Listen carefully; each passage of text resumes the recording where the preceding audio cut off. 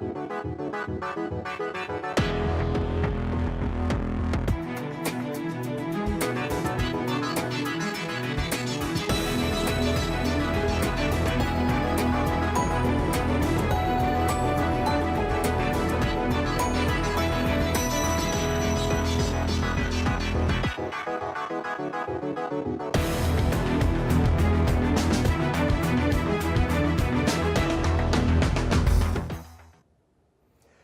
evening, everyone. I'm meteorologist Dave Snider with you on this 24th of November. As always, we encourage you to stay up to date with your local weather information from the National Weather Service, and we try to make that as easy as possible for you to do, no matter where you're watching from tonight in Alaska. The phone number, 1-800-472-0391, is your Alaska weather information line, available 24 hours a day. And so is the internet, weather.gov/Alaska. One click on that map will take you to your local forecast area from Anchorage, the Juneau, or the Fairbanks Forecast Office team. You can also get to river level information and check on ice conditions, as well as sea ice information, and we'll show that to you a little bit later in the show. And if you can't find the aviation information that you're looking for, or just have a general question about this show, a comment, suggestion, or even a criticism, I'm happy to hear it anytime. Let me know if I can help. david.snider@noaa.gov is how you find me. Here's a look at what we see across southern Alaska tonight. For hazardous weather, a winter storm warning has been posted for the eastern Alaska range. And if you're driving along the Richardson Highway, do expect to see about 3 inches of new snow sometime between 6 o'clock tonight and 6 p.m. tomorrow night. The weather will be a little bit worse at elevation, so some of the higher terrain could see as much as 18 inches of snow. But do expect that if you're going into the backcountry in the next 24 hours in the eastern Alaska range, or just driving along the highway, that things could get a little tricky there if you're driving through. Visibility may go down. The winds will be coming up, and because of all those things coming together, it might be a little difficult time to be moving about through the eastern Alaska range, and again along the Richardson Highway, even though snow amounts may not amount to that much. Now for the western half of the Bristol Bay area, generally west of Dillingham, we do expect to see some snow starting tomorrow night and into Monday there, looking for about 4 to 8 inches of snow in that region. So not the entire area of Bristol Bay looking for snow and wind, but it does look like there could be some, and maybe some freezing rain in that as well. There is going to be a warm layer of air that moves through, and as that colder air is moving through on top of it, we could see snowflakes turning into raindrops and then refreezing on contact. So we'll watch for that. But a winter weather advisory for the western half of the Bristol Bay area and a winter storm warning for the eastern Alaska range. Here's a look at the satellite picture now. Over the last 12 hours or so, we have wave after wave stacked up across the Gulf of Alaska. We've been talking about this all week. That major system that's been out across the North Pacific and the trough of low pressure in the upper atmosphere is moving into the Gulf as we speak. And it's already sent one wave up across the northern Gulf and into southeastern Alaska. Rain's been spreading in from south to north across the Panhandle this afternoon. Hadn't quite made it to Juneau by mid-afternoon, but that was quickly changing. And snow levels will start low, but as that warmer air moves in, we expect the snow levels to climb for places like Haines and Skyway. So there's a much better chance you're going to see snow on the highway as usual than what you'll see actually in town around Haines. The low pressure is just south of Seward and east of Kodiak, and this is going to bring the winds up for areas around Cordova and Valdez. But 24 hours ago when we last talked, we weren't thinking that this was going to be such an issue for Cordova and Valdez as it looked like it could be for Whittier and parts of the Portage Valley. That's all changed just in about 12 hours time. The model's understanding of how our weather is going to shape up shifted this low track about 100 miles to the east or so, and that has dramatic impacts on your local sensible weather information around Prince William Sound. So now, instead of looking like it's going to be very windy around Portage and maybe western Prince William Sound, the focus is a little bit more on the eastern side. So plan on the winds to come up. Right now, though, we don't have any high wind warnings, watches, or advisories posted for any part of Prince William Sound, but the weather is going to get worse as we go into the next several hours. So pay attention to that if you're in that area. As you look up north, you can see plenty of clouds making it over the range. Conditions are a lot drier, as they always are north of the Alaska range. And there has been some precipitation in the Fairbanks area. And because of the roads getting a little bit of moisture there, it's gotten pretty slick. So just be careful if you're driving around the Fairbanks area. As we understand it, things are not as nice as they once were. Out across the North Slope, plenty of clouds there, plenty of wind as well. Occasional poor visibility coming down from time to time. Across the West Coast, northerlies working through and some snow showers there. And we continue to see snow showers across the central and eastern parts of the Aleutians, though there's still enough warm air that some places are still looking at a little bit of rain. Here's the weather map now. Low pressure's down to 974 south of Seward, east of Kodiak, and south of the Hitchenbrook entrance. A front is moving through southeastern Alaska. That's what's bringing the rain there, and will probably bring some snow to the Haines area. As you look up north, one trough of low pressure is working from east to west across the interior. Some snow showers there. Some of those have reached Fairbanks. And out west, the pressure gradient is pretty tight there. That's keeping an offshore flow going, but it's also allowing kind of breezy conditions to continue in the region. Look at that low just to the south of the Alaska Peninsula at 956 millibars. That's a decent area of low pressure, and this entire region is shifting to the north and northwest. So we're going to see that low swing westward quickly at 965. The next low will swing northward. That's even off screen right now, and then moving northward tonight at 969 millibars. So we've got just a wave after wave recirculating and moving around in a counterclockwise fashion. Rain will be moving into the Prince William Sound region. Look for snow across the higher terrain of the Kenai Peninsula. Look for periods of rain and clouds across southeast, and then breezy conditions across the central and northern interior, and we expect snow to form fairly quickly across the eastern Alaska range tonight and into tomorrow. And as such, again, that is going to bring at least 3 inches of snow, we think, to the Richardson Highway, probably more at higher elevations. Periods of moderate to heavy rain will start working back into southeastern Alaska for your Sunday as the next front moves north and east and west, expanding around this broad area of low pressure now at 958 millibars. Areas in southwestern Alaska are expected to see some freezing rain on top of snow, a much better chance of snow the further north you go as you get out of Togiak and Bethel and work your way northward away from Bristol Bay. As you get into the south-facing slopes of the Brooks Range, watch for periods of light snow there. And around Fairbanks, again, there could be some very light areas of precipitation, which, if anything reaches onto that road, of course, then it's going to make things a little bit slick. North winds expected to continue down the west coast of Alaska, leaving us with showers of snow for the central and western chain, rain showers for the eastern Alaska Range, and generally moderate rainfall for parts of the Alaska Peninsula and the southern half of the Bristol Bay region, while areas north like Bethel probably looking at a better chance of snow. As we get into Monday, low pressure still wrapped up on itself. A front is now moving through the Susitna Valley, the Anchorage region, southwest, and again hovering over southeast with pockets of moderate to heavy rain.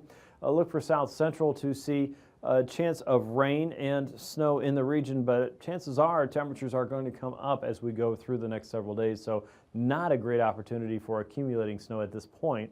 As we look northward, periods of snow and blowing snow possible for some of our northern communities, including the Kotzebue Sound region, including the western Brooks Range and the eastern Brooks Range, maybe Arctic Village looking at some light snow, and probably still some fog across the Beaufort and the Chukchi coasts. For west and southwest, north winds continue there. Snow showers expected, and you can see a change in the pattern coming quickly out across the west at 986 millibars, but it'll have to work through this ridge of high pressure before that has any sizable impact on our west coast or southwest communities.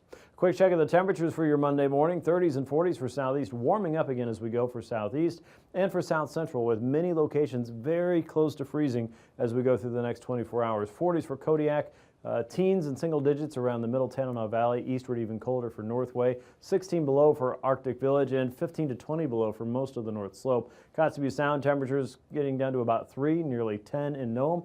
Teens for the Yukon Delta, 20s for most of Southwest, and 30s and 40s for the Alaska Peninsula. High temperatures tomorrow, warming into the mid to upper 30s, nearly 40 in South Central, mid to upper 40s, almost 50 in Southeast, 45 in Kodiak, Nome 17, Utqiagvik 6 below for your Monday afternoon. And now, aviation weather around Alaska. And moving on to your aviation weather now, we expect to see considerable changes toward IFR for most of the north and eastern Gulf Coast as low pressure centers up in the open waters there and strengthens and pretty much hovers in place for the next couple of days. We're going to see a lot of IFR across south and western Alaska from Kodiak Island through Bristol Bay all the way up into Norton Sound, and then a pretty decent area of VFR, it looks like, the next couple days for the central and eastern interior, but that's gradually going to diminish as we get into Monday. Watch for hit and miss IFR across the North Range passes and the Chukchi Coast. By Sunday afternoon, you can see a broader area of IFR developing across the Gulf Coast. Southeast sees some marginal improvement toward marginal VFR, or marginal conditions, I should say. But look for southwestern Alaska, the Norton Sound region, Seward Peninsula, to at least see marginal conditions, and then IFR probably starting to expand in coverage there as we go through Sunday afternoon and then back into Monday morning.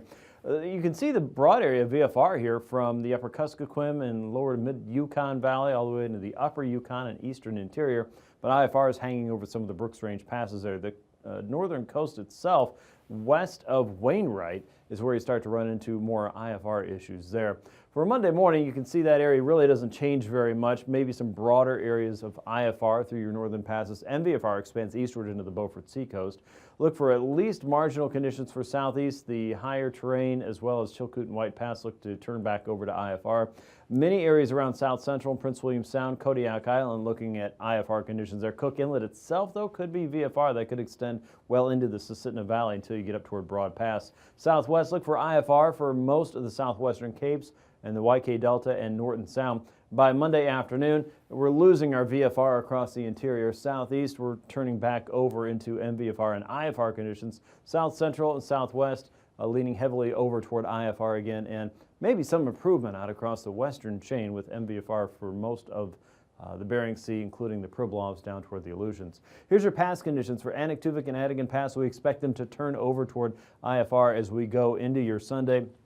I do expect to see widespread IFR across the Alaska Range, so this should go pretty quick. Lake Clark and Merrill Pass, Rainy Pass, Windy Pass, and Isabel Pass, all looking to be IFR for your Sunday. Mentasta Pass, though we expect to see VFR, that's probably the one holdout. For Tanita Pass, looking for IFR conditions there. Portage Pass, at least IFR, and again, some turbulence could be expected through that region, so hold on to the yoke. And Chilkoot and White Pass expected to be at least IFR through Sunday and probably close to it again on Monday.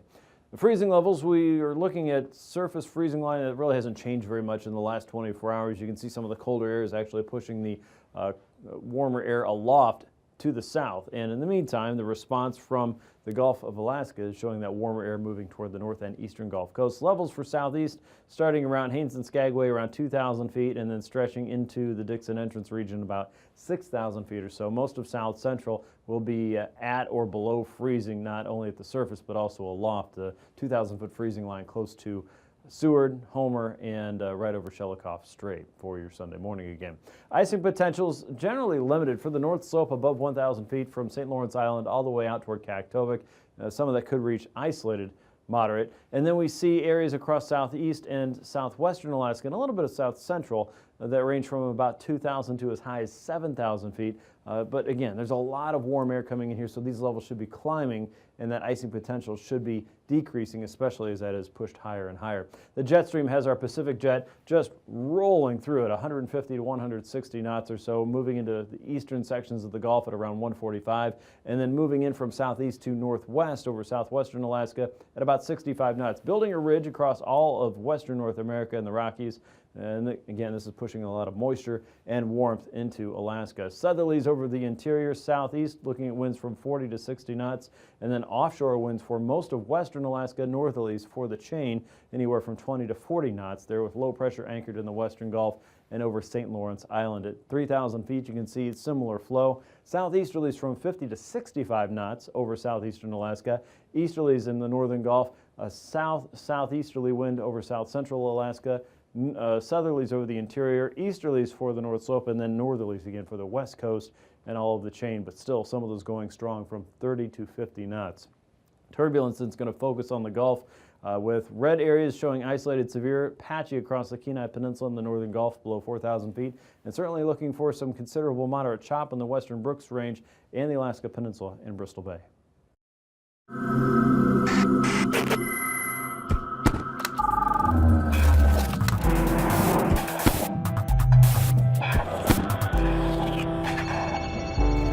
Technology. It's the rhythm of our everyday life.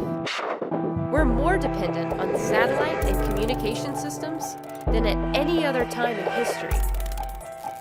Disruptions can affect our economy and even our safety. To prepare for the effects of such events and minimize impacts, we need to look outside our atmosphere, some 93 million miles away, at a star we call the Sun.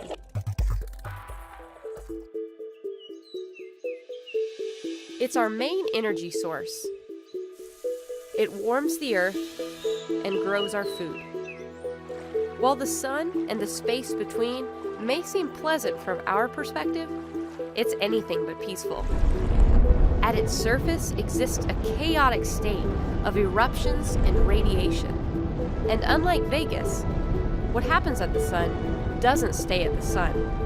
Space weather is essentially emissions from the sun, radiation, magnetic field that erupts from the solar surface, pumped out into space, sometimes right towards Earth. When it impacts the Earth, it impacts our technology. That's what we call space weather. These solar events and their effects at Earth can disrupt systems we take for granted. From causing blackouts to the power grid, to delaying offshore drilling operations due to inaccurate GPS data. Interference with communication systems can force air traffic to reroute and impact rescue response and coordination. Outside our atmosphere, solar radiation can harm astronauts and the systems they depend on. The good news is that these eruptions can be detected early. Forecasters at the NOAA Space Weather Prediction Center in Boulder, Colorado, have their eyes on the sun at all times. The Space Weather Prediction Center is part of the National Weather Service and is very much like a normal weather forecast office. We're here 24 hours a day, 7 days a week. We're looking at data, we're looking at imagery, we're looking at model outputs. As conditions develop, we put out alerts, warnings, and watches of imminent activity to our customers so they can take action. In many ways, forecasting space weather is a lot like forecasting hurricanes. Those who rely on space weather forecasts, like electric power grid managers, are informed early on and can begin taking protective action. When we see an eruption on the sun, space weather forecasters will issue a watch. This is much like a hurricane watch. When a hurricane sits offshore of Miami, for example, perhaps 48 hours out, we too can see way in advance that something may be coming towards the Earth. As the storm moves toward us, it hits a monitoring spacecraft orbiting 1 million miles away from Earth. It's kind of our buoy sitting out there offshore, and that hurricane, about 30-45 minutes before it makes landfall, we'll get the measurements from the buoy. That's what this spacecraft does for us. That big eruption that left the sun hits the spacecraft. Now we've got the measurements of exactly what's going to impact us here on Earth, and we issue the warnings to give the power grid a heads up that the storm is now imminent. An interesting element to this whole process is that when the forecasters issue the alert, the power grid receives the alert, takes the necessary actions to protect the grid, and the average citizen never knows anything ever happened. The number of customers who rely on space weather information continues to grow. As our reliance on technology increases, so will our need for constant monitoring of the sun.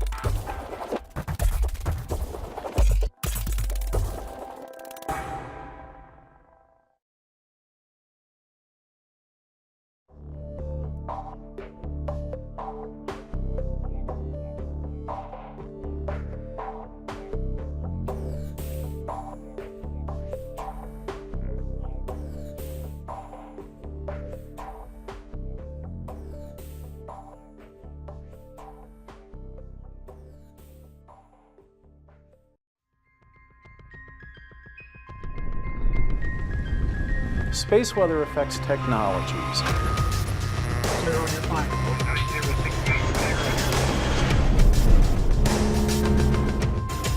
As conditions develop, we put out alerts, warnings, and watches to our customers so they can take action.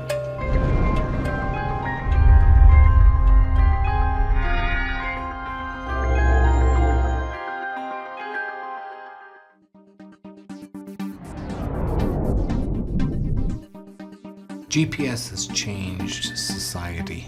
Most people don't realize how remarkable and how many different applications there are.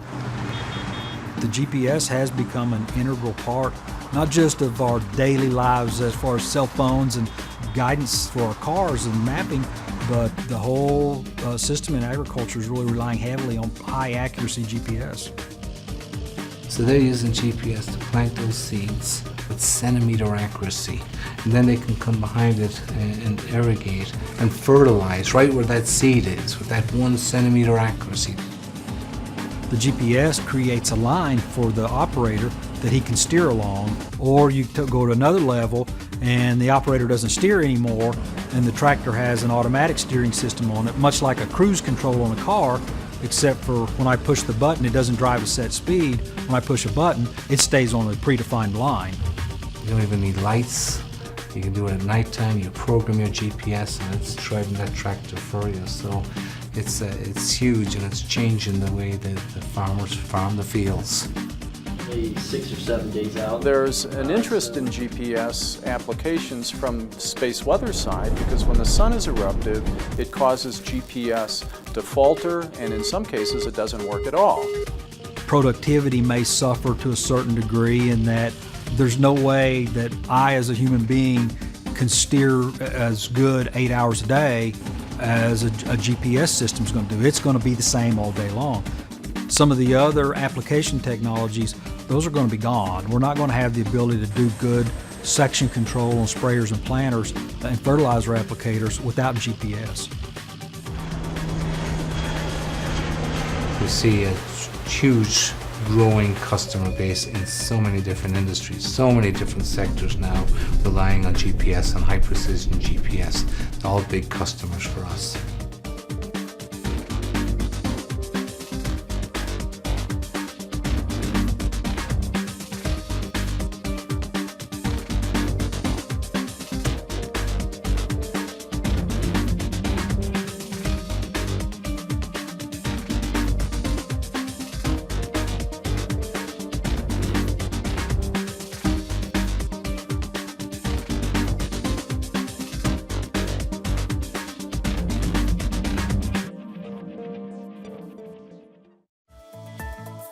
And now, marine weather around Alaska.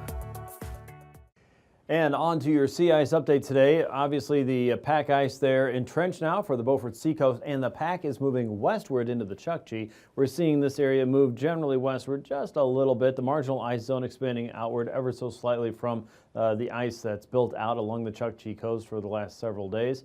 No big changes here the further south you go, though. The satellite did not provide a good view of what was going on in the Yukon Delta or Norton Sound for that matter, but we do see expanding ice in the upper end of Kotzebue Sound as we go through our ice edge analysis today. This is the very latest from the Alaska Sea Ice Program. You can always see what they've done in great detail by customizing your own map and zooming in on that and checking out the detail they provided with their analysis today at weather.gov/Anchorage/ice, as well as check out the very latest seasonal outlook for the next several months there across the Chukchi and the Bering Sea. Here's how it looks in southeast now. In the marine areas inside, 15 to 25 knots. Looking at seas coming up to 9 feet in the Clarence Strait region, gusts to 35 inside of Stevens Passage with a 4-foot sea, and northerlies tomorrow in Lynn Canal, 15 knots and 3-foot seas there. Notice winds coming up sharply across the outer coast, 40 to 45 from Clarence Strait all the way up toward Cross Sound with 18 to 20-foot seas, but storm force winds expected generally around Yakutat and west, 50 knots there with 20 to 21-foot seas on Sunday. Big improvements there for Monday with the inside passages still coming up though, 20 to 35 knots, the strongest of which around the Clarence Strait region should reach some gusts to 40 to 45 knots with 5 to 10-foot seas on the southern end, southeasterlies to 20 in the Lynn Canal with 4-foot seas there. The outer coast winds much improved after that front comes through, 30 knots or so in most areas with seas ranging from about 18 to 20 feet on Monday. For South Central on Sunday, including Prince William Sound, 45 knots there on the outside. Storm force winds from Cordova south and east, looking for 50 to 55 knots with 21 to 23-foot seas. Some of that higher winds and seas continues westward toward the Seward area just outside of Resurrection Bay, looking for 45-knot winds around the Barrens with 18-foot seas, and northeasterly winds coming down Cook Inlet with winds up to 40 knots and 14 to 16-foot seas on Sunday. Once again, much improved situation by Monday, 25 knots inside of Prince William Sound with a 6-foot sea. North and northeasterly winds coming down Cook Inlet, 15 to 25 with 5 to 7-foot seas in most areas, and 16 to 18-foot seas across the northern Gulf. It looks like 20 knots outside of Resurrection Bay with a 17-foot sea on Monday. For Bristol Bay, look for a northeasterly wind with 7-foot seas, northerlies a little bit further down the Bering Sea coast, Look for a 35 to 40 knot wind around Kodiak Island and the Pacific coastline with 17 to 19 foot seas there, 15 foot seas on either side of Kodiak Island with a 40 knot wind. Winds come down sharply as we get into Monday, 15 knots on either side with a 5-foot sea in Shelikof Strait, 14-foot seas on the eastern side, and northwesterlies developing around the Alaska Peninsula, 25 to 30 knot winds there, 7 to 13-foot seas on the Bering Sea side, 13 to 14-foot seas on the Pacific coast side. For the Aleutians, northerly winds will rule the roost as we go, 20 to 30 knots in all areas as we go through your Sunday, with seas ranging from about 12 feet in the west to about 16 feet south of Nikolsky and Atka across the central Aleutians again with that northerly flow. As we get into your Monday, a little bit of a westerly kick coming in with the next wave developing across the western chain. North winds continue for the central and eastern chain, though you can see that westerly shift passing through Adak and Atka, and you'll see seas lowering as we get out toward the west, 8 to 9 foot seas there, and 12 to 14 foot seas across the central and eastern chain, still riding that stronger northerly flow that's coming down the west coast. And here we go, northeasterly offshore winds for the west coast as you get into Sunday. Looking for 20 to about 30 knot winds, the strongest of which will be out around St. Matthew, St. Paul, and St. George with 10 to 12 foot seas there and 4 foot seas inside of the ice-free areas in Norton Sound. The seas come up just a little bit more around Norton Sound with that northeast wind on Monday. Northerlies from St. Lawrence Island down toward Nunivak Island to the Pribilofs and St. Matthew. 12 foot seas a little bit further out in the water and 5 to 13 foot seas from Norton Sound to St. Lawrence Island. Sunday, over the ice, 15 to 20 knots for the Beaufort. North and easterly winds will be strong around Cape Lisburne and Point Hope, up to 40 knots with a 12-foot sea on Sunday. And continuing for Monday, that strong northeast flow feeding into low pressure well to your south, looking for about 9 to 15-foot seas off the coast of the Chukchi. Easterlies over the ice with the Beaufort with a 30-knot wind on Monday. Recapping tonight's weather, a winter storm warning has been issued for the eastern Alaska range. The Richardson Highway should see about 3 inches of snow. Look for as much as 18 inches, though, at elevation. Several waves of low pressure will be working their way around the Gulf of Alaska and our western regions as we go through tonight and tomorrow. Watch for periods of snow changing to rain across the northern Gulf Coast and a chance for some freezing rain in southwest and the Bristol Bay area. There's a winter weather advisory starting tomorrow and going into Monday. These forecasts are for planning purposes only. Call 1-800-WX-BRIEF for a formal pre-flight briefing. Always file a flight plan before you go flying. The U.S. Coast Guard Auxiliary urges you to leave a float plan with a friend or the harbor master before you go boating.